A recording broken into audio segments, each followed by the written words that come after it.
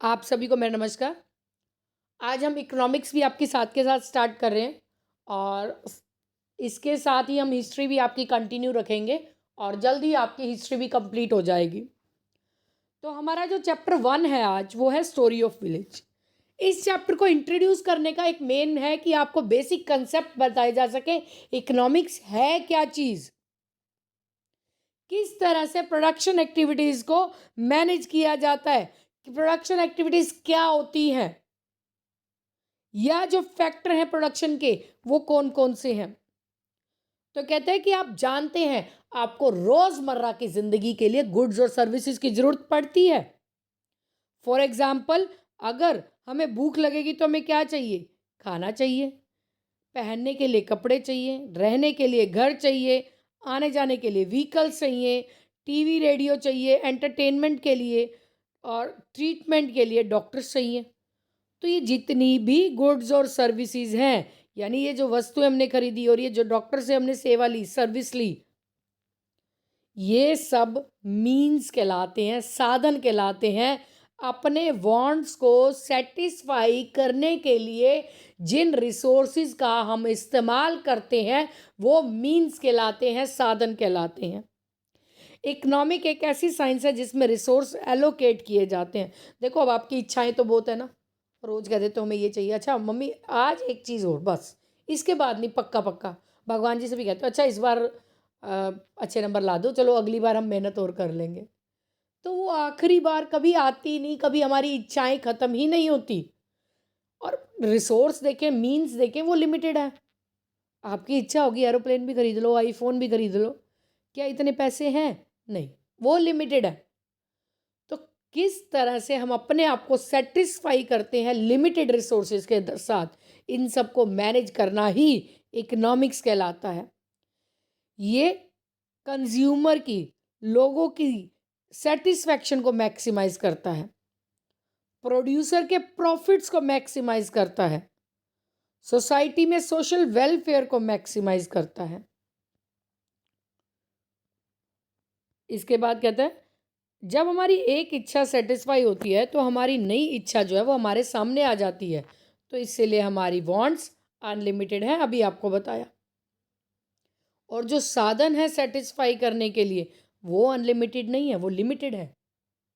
उनकी कमी है, स्कार्स यानी कमी है रिसोर्सेज की। इंसान को डिसाइड करना है कि किस तरह से अपनी वांट्स को मैक्सिमम सेटिस्फैक्शन करे, बट लिमिटेड रिसोर्स के साथ। फॉर एग्जाम्पल, जो दूध है वो हमने खरीदा घर के लिए, वो लिमिटेड है। इसके अलावा दूध से अनलिमिटेड चीज़ें बनाई जा सकती हैं, पर हम सबसे पहले उस दूध का क्या इस्तेमाल करेंगे? जो ज़रूरत का है। पहले हम अपनी नीड्स को पूरा करते हैं, बाद में नीड पूरी होने के बाद हम लग्जरी चीज़ों को देखते हैं या और चीज़ें कहते हैं कि इससे हमें मिल जाए। तो इसीलिए इकोनॉमिक्स क्या है? अनलिमिटेड ह्यूमन वांट्स को लिमिटेड रिसोर्स के साथ एडजस्टमेंट करना। इससे पहले कि हम आगे बढ़े तो हम फैमिलियर हो जाते हैं कुछ और कंसेप्ट के साथ इकोनॉमिक्स में। बेसिक कंसेप्ट जैसे कि गुड्स।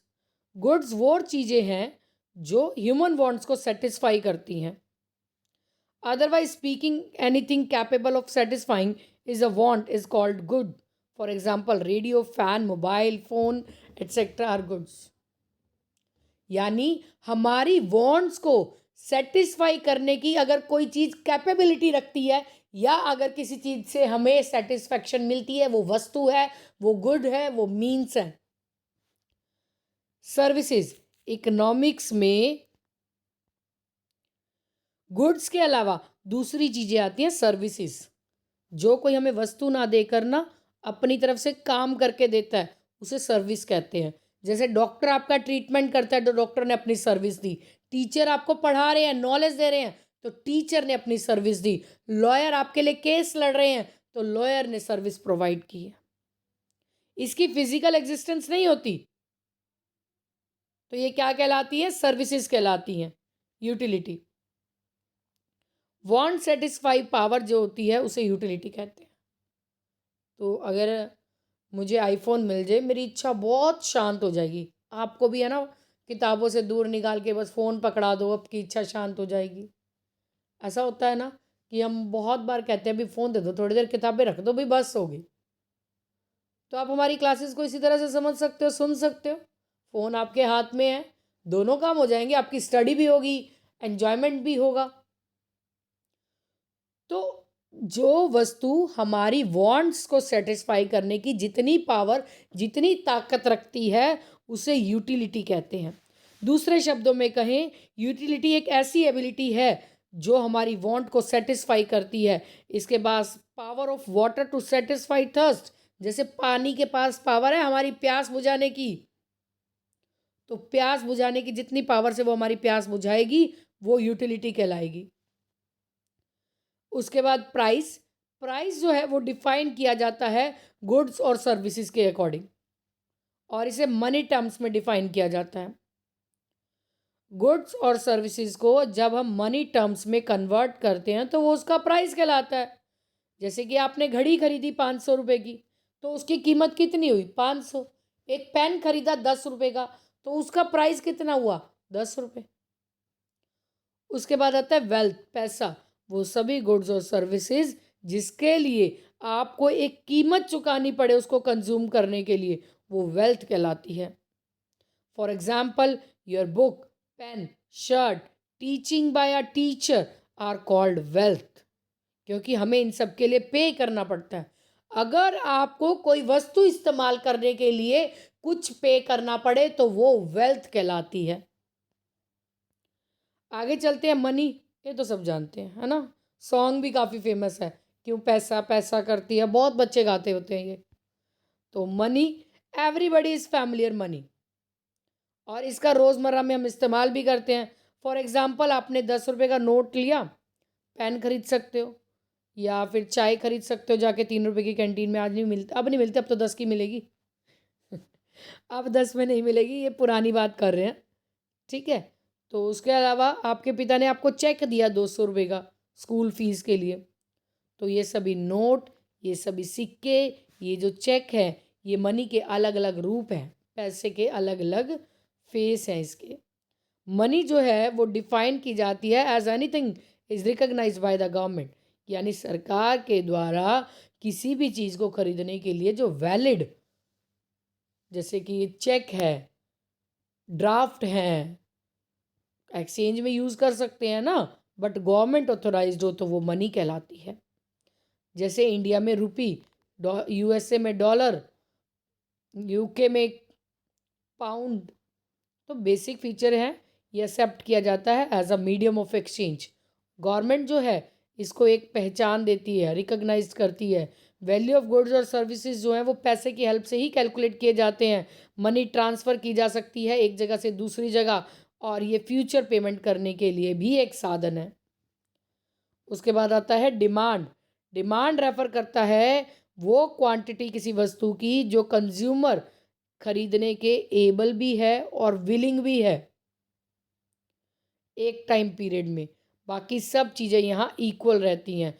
फॉर एग्ज़ाम्पल, जब एक व्यक्ति 5 चॉकलेट खरीदता है 1 रुपये में, तब उसने क्या कहा? मुझे अगर 1 रुपये की है तो 5 चॉकलेट दे दो, 5 रुपये मेरे पास है, ये लो। तो या ये क्या होगी? डिमांड होगी। तो अब दुकानदार बोलता है भैया भाई अब 1 रुपये की चॉकलेट नहीं आती, 2 रुपये की हो गई। कहता है 2 की होगी भाई, मेरे पास तो पूरे पूरे पैसे हैं। तो ऐसा कर, चल 3 दे दे, अब 1 रुपया और मैं दे देता हूँ, 3 दे दे। तो जब 1 रुपये की थी तो वो 5 खरीदता था, जब 2 की हो गई तो उसने 3 खरीदी, 3 की हो गई तो 2 खरीदेगा। ऐसी आगे जैसे जैसे महंगी होती जाएगी, जैसे जैसे प्राइस अप जाएंगे, वैसे वैसे डिमांड कम होती है। इसका रिलेशन जो होता है वो नेगेटिव होता है। कीमतें जितनी ज़्यादा होंगी, मार्केट में कुछ भी देख लो, आजकल बहुत सारी चीज़ें लगातार महंगी होती जा रही हैं। गोल्ड महंगा हो रहा है, गोल्ड की डिमांड गिर रही है। जैसे ही गोल्ड देखना सस्ता होगा, डिमांड बढ़ती चली जाएंगी। उसके बाद आता है हमारा सप्लाई। सप्लाई का मतलब होता है वो वस्तुएं जब एक सेलर बनाता है और उसे एक टाइम पीरियड में मार्केट में बेचने के लिए भेजता है, उसे सप्लाई कहते हैं। फॉर एग्जाम्पल सेलर के पास 50 चॉकलेट है, अगर 5 रुपये प्राइस है तो कहता है नहीं मैंने नहीं बेचनी, मेरे को तो 8 रुपये की पड़ी है, मैं 5 रुपये की कैसे बेचूँ, तो प्रॉफिट तो कमाऊंगा, मैंने बेचनी नहीं है। बट जब प्राइस 10 रुपये हो गया तब वो कहता है कि ठीक है 10 बेच दो, 2 रुपये प्रॉफिट के साथ, कुछ तो आएगा, ऐसे पड़ी खराब भी हो रही है, 2 रुपये प्रॉफिट पे बेच दो। तो 10 यूनिट उसने निकाल दी। तो उसके बाद कहता है प्राइस और बढ़ गए, 20 रुपये हो गए, 50 थी ना, 50 तो 10 तो उसने 10 रुपये के हिसाब से बेचने को भेज दी थी, सप्लाई कर दी थी। अब प्राइस और बढ़ गया, 20 रुपये हो गया, अब कहता है 30 और निकाल दे भाई, 30 रुपये हो गया, 20 रुपये प्राइस हो गया, अगर आगे 30 हो गया सारी निकाल दे भाई, बहुत महंगी होगी, मज़ा आ गया, क्यों, क्योंकि प्रॉफिट हो गया।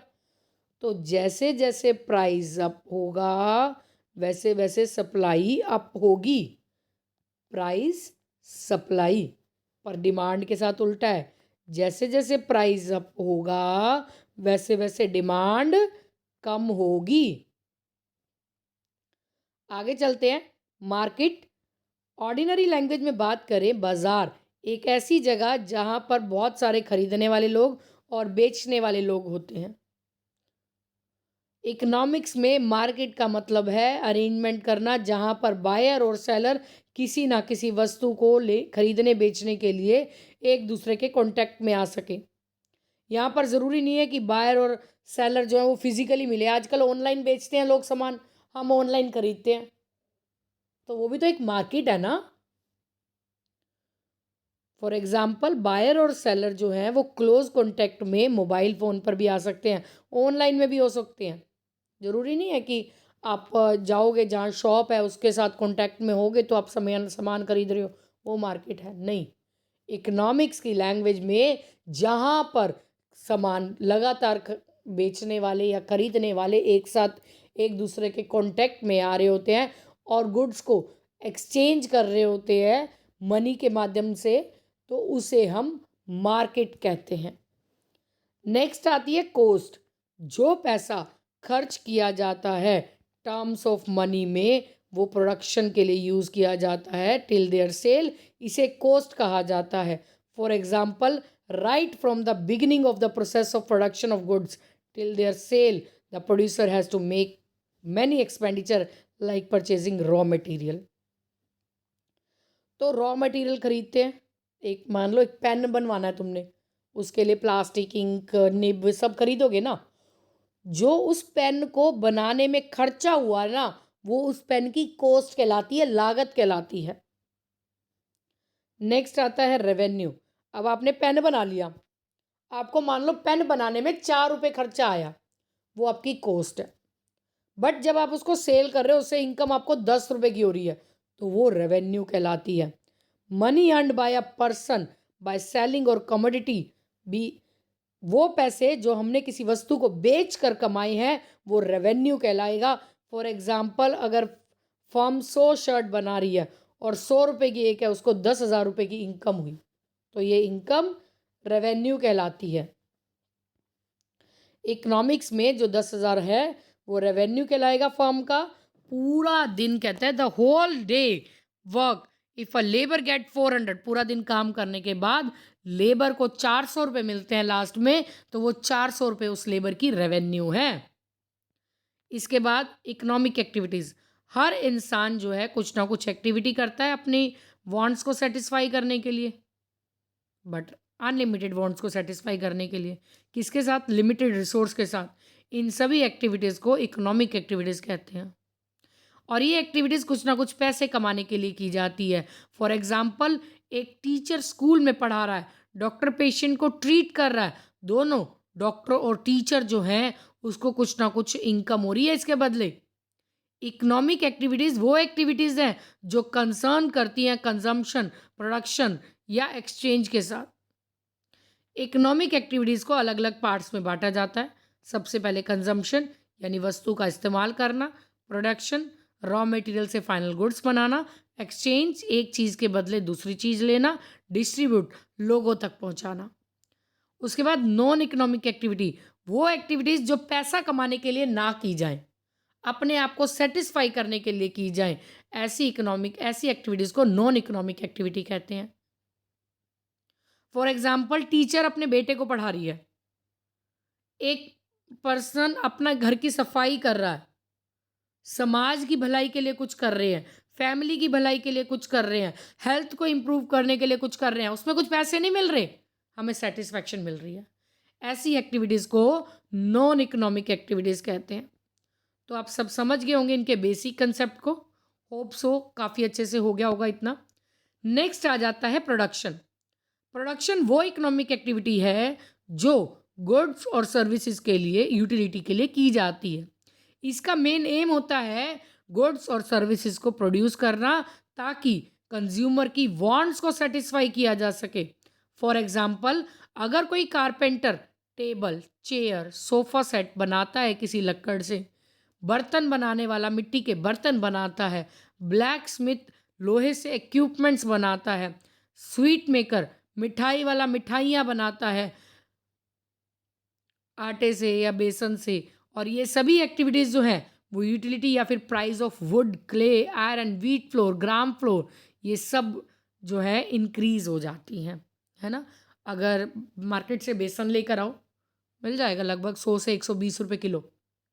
अभी बेसन की बर्फ़ी अगर आपको लाने को बोल दे तो 400 से 500 रुपये किलो।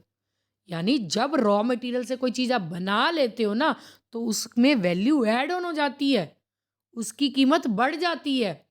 नॉर्मली एक छल्ली लो, कच्ची ले आओ, मार्केट से मिल जाएंगी आपको 10 रुपये किलो, 15 रुपये किलो मिल जाएंगी, ज़्यादा ज़्यादा 20 मिल जाएंगी। बट जब कोई छल्ली भूनने वाला आपको बेचेगा ना, तो वो 20 रुपये की आपको एक देगा। क्या हुई? वैल्यू ऐड हुई, क्योंकि उसने उसको पहले साफ किया, उसे भूना, उसके बाद तुम्हें दिया। उसकी मेहनत है। नेक्स्ट आ जाता है फैक्टर ऑफ प्रोडक्शन। जो हमारे गुड्स वगैरह हैं उनके लिए हमारे पास ना 4 फैक्टर होते हैं प्रोड्यूस करने के लिए: land, labour, capital, entrepreneur. Land natural resource है, नेचर के द्वारा हमें प्रोवाइड की गई है। लेबर एक ह्यूमन फैक्टर है, यानी हम इंसान जो उस पर मेहनत करेंगे, काम करेंगे। कैपिटल यानी पैसा, पूंजी। एंटरप्रेन्योर उस बिजनेस को करने वाला पर्सन जो ये रिस्क उठाएगा, जो पैसा लगाएगा। पहले एक व्यक्ति होगा जिसे हम एंटरप्रेन्योर कहेंगे, वो व्यापार शुरू करता है, पैसा लगाता है ज़मीन पर, फैक्ट्री खड़ी की उसने, वहाँ पर लेबर लगा ली काम करने के लिए। तो चारों फैक्टर चाहिए हमें। नेक्स्ट चलते हैं स्टूडेंट्स, आप सब जो हैं वो प्रोडक्शन की स्टडी इसमें आगे करेंगे। ये जो फैक्टर हैं वो एक इमेजिनरी स्टोरी है। जो विलेज है वो पंजाब में सिचुएटेड है और सभी नेबरिंग विलेज यानी पड़ोसी गांव से या पड़ोसी शहरों से रिलेट है, सड़कें बनी हुई है। ऑलमोस्ट सभी तरह का ट्रांसपोर्ट है यहाँ पर। स्टार्टिंग फ्रॉम बुलक कार्ट्स, यहाँ से स्टार्ट जो हुई थी बैलगाड़ियों से हुई, फिर ट्रैक्टर आए, ट्रॉली आई, उसके बाद तूड़ी जो है वहाँ से बचती है, उसको आगे ले जाया जाता है। फिर बसेस, कार, मोटरसाइकिल, ये सब रोड्स पर देखने को मिली। अराउंड 400 फैमिलीज़ यहाँ पर रहती है, 400 परिवार इसी गांव में रहते हैं। मोस्टली घर गांव में जो हैं वो पक्के बने हुए हैं और बिजली का कनेक्शन भी है। यहाँ पर एक प्राइमरी स्कूल भी है, गवर्नमेंट डिस्पेंसरी भी है, एक डॉक्टर भी है वहाँ, एक नर्स है और एक अटेंडेंट। तो गवर्नमेंट डिस्पेंसरी में कौन कौन है? एक डॉक्टर, एक नर्स, एक अटेंडेंट। और इसके साथ ही एक गांव लगता है जहाँ पर हाई स्कूल है, जिसे हम सीनियर सेकेंडरी स्कूल कहते हैं, +2 तक का स्कूल है। जो स्टोरी है वो बताएंगे आपको इस गांव की। अलग अलग तरह की प्रोडक्शन एक्टिविटी यहाँ की जाती है। सबसे मेन काम खेती की जाती है, फार्मिंग की जाती है। फार्मिंग जो है वो मेन प्रोडक्शन एक्टिविटी है इस गांव की। और ये जो है 80% लोग यहाँ के खेती करते हैं जीविका चलाने के लिए। ये देखो, मेन एक्टिविटी विलेज की क्या है? खेती करना। किसी भी प्रोडक्शन एक्टिविटी के लिए 4 फैक्टर की जरूरत पड़ती है, जो भी हमने पढ़े: लैंड, लेबर, कैपिटल, एंटरप्रेन्योर। सबसे पहले हम पढ़ लेते हैं लैंड के बारे में। जो कल्टीवेबल यानी खेती करने योग्य भूमि है, वो मेन सोर्स है फार्मिंग का, और ये नेचर के द्वारा गिफ्ट दी हुई है। जितना भी एरिया कल्टीवेशन लैंड के अंडर आता है वो लिमिटेड है। और फिक्स है, बट जो पॉपुलेशन है गांव की वो लगातार बढ़ती चली जा रही है। जो लैंड है कल्टीवेशन के अंडर, उसे नहीं बढ़ाया जा सकता। आप जहां पर बैठे हो उस रूम को बोलो कि बड़ा हो जाएगा। दीवारों को धक्का दे सकते हो? नहीं, पॉसिबिलिटी नहीं है। या आपका घर जितने एरिया में है, आपका स्कूल जितने एरिया में है, उसको थोड़ा थोड़ा आगे बढ़ा सकते हो? नहीं, पॉसिबल नहीं है। लैंड जो है वो फिक्स है, उसको एक्सपैंड नहीं करेंगे हम। तो लैंड फिक्स है। अलग अलग पैचेस जो हैं लैंड के, वो अलग अलग उसमें उपजाऊ क्षमता होती है, उसी के हिसाब से खेती की जाती है। मेन फीचर, लैंड जो है वो फ्री गिफ्ट है, नेचर के द्वारा दिया गया। लैंड फिक्स है, लिमिटेड है। ठीक है। कहते हैं, डू यू नो, पंजाब में जो स्टैंडर्ड यूनिट है यानी ज़मीन को नापते हैं वो हेक्टेयर में नापते हैं। 1 हेक्टेयर एरिया जो है आधे एकड़ के बराबर होता है। 1 एकड़ 8 कैनल्स के इक्वल होता है। एक कैनल 20 मरले के इक्वल होता है। एक मरला 25 स्क्वायर यार्ड के इक्वल है। और दूसरे इंडियन विलेज में इसे बीघा या फिर गिंठा के नाम से भी जाना जाता है। इसके बाद पढ़ते हैं ways of increasing production on a given piece of land. मतलब जो ज़मीन हमारे पास है उस पर प्रोडक्शन कैसे बढ़ाई जाए। सभी कल्टीवेबल लैंड जो है गांव में कल्टीवेट खेती की जाती है। कोई ज़मीन खाली नहीं है।